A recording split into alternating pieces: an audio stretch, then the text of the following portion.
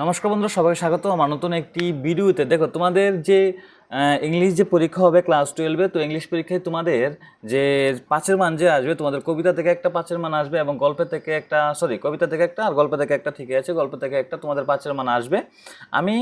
আমার এখানে যারা পড়ে, যারা টিউশন নেয়, তাদেরকে আমি গল্পটা একটু বেশি জোর দিতে না বলি, আমি কবিতাটা বেশি জোর দিতে পারি, কারণ এটা সহজ একদম, ঠিক আছে, কারণ এটাকে আনসার করা একদম ইজি, অত কষ্ট করতে হয় না।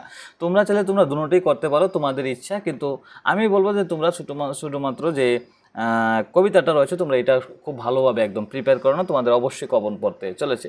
তো এখন যে কবিতা, তোমাদের দুইটা কবিতা রয়েছে হাফেলি পরীক্ষায়, মাই মাদারের 66 এবং কিপিং কোয়াইট, এই দুইটা কবিতা থেকে তোমাদের যে কোশ্চেনগুলি, বড় মান কোশ্চেনগুলি যে পড়তে হবে, এই সবগুলি কোশ্চেন এখানে দিয়েছি। যে সাবস্টেন্সগুলি রয়েছে আমি তোমাদের আগের ভিডিওতে বলেছি, আগের বছরের ভিডিওতে, আগের বার যারা সিনিয়র রয়েছে তোমাদের তাদেরকে বলেছি যে এখানে সাবস্টেন্সটা এমনভাবে লেখা রয়েছে, তো যে কোনো কোশ্চেন যদি হয় এই অধ্যায় থেকে, তোমরা একটু গুছিয়ে মুছিয়ে লিখলেই, এই জিনিসটা লিখলেই, মানে এই কোশ্চেনটা লিখলেই তোমাদের হয়ে যাবে, ঠিক আছে। তোমরা 5-এ 4.5 কি 5ও পেতে পারো, ঠিক আছে, একদম ইজি। আর সাবস্টেন্স তো তোমাদের আসেই, মানে আমি বলছি বাই চান্স যদি তোমাদের একটু ঘুরিয়ে আসে, তো তোমরা অবশ্যই এটা তোমরা এখানে ওইটার মধ্যে দিতে পারবে, ঠিক আছে। এমন কোনো টপিক নেই যে এটার মধ্যে নেই, সবগুলি কোশ্চেন এটা, সবগুলি যে টপিক এটার মধ্যে রয়েছে কবিতা, ঠিক আছে। প্রথম যে কোশ্চেন রয়েছে, the substance of the poem my মাদারের 66, ঠিক আছে, এটা তোমাদের শিখতে হবে। The poet was driving from her parents home to the Cochin airport last Friday morning, her mother was sitting beside her, she was 66 years old। বাকিটা তোমরা এখান থেকে দেখে নেও। The old lady was dozing, her mouth remained open, her face looked pale and faded. তোমরা চাইলে অবশ্যই screenshot দিয়ে রেখে নাও, স্ক্রিনশট দিলে তোমরা খুব সহজভাবে পরে এটা তোমরা তুলতে পারবে, ঠিক আছে। It was grey like ash, it looked lifeless like a corpse, মানে dead body, corpse means dead body, ঠিক আছে।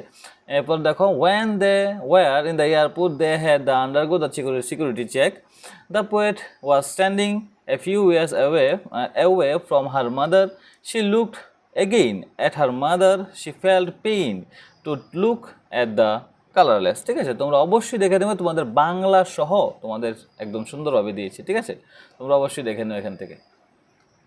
তারপর দেখো, তোমাদের রয়েছে give the substance of the poem বা central idea of the poem keeping quiet. এখান থেকে তোমাদের কোনটা শিখতে হবে, মানে সাবস্টেন্সটা তোমাদের শিখলে বাকি সব কিছু তোমরা আনসার করতে পারো, আমি জানি, ঠিক আছে। তোমাদের আমি বলেছি তোমরা কীভাবে করবে।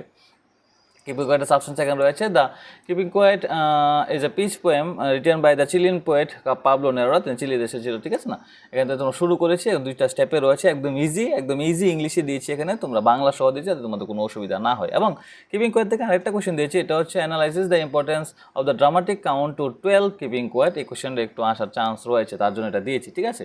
এই তিনটা কোয়েশ্চেনই তোমাদের দুইটা কবিতা থেকে শিখতে হবে। যদি তোমাদের, আশা করি তোমাদের এখান থেকে একদম সুন্দরভাবে কমন পড়ে যাবে, বারবার তো এইভাবেই আসছে, তো তোমাদের এবারও তোমাদের আসবে, আর না আসলেও তোমরা কীভাবে লিখবে আমি এটা প্রথমে তোমাদের বলে দিয়েছি, ঠিক আছে। তো নমস্কার বন্ধুরা, ভিডিওটা এত পর্যন্তই। তোমরা অবশ্যই সাবস্ক্রাইব করে নাও, বন্ধু বান্ধবীর সাথে অবশ্যই শেয়ার করে দিও।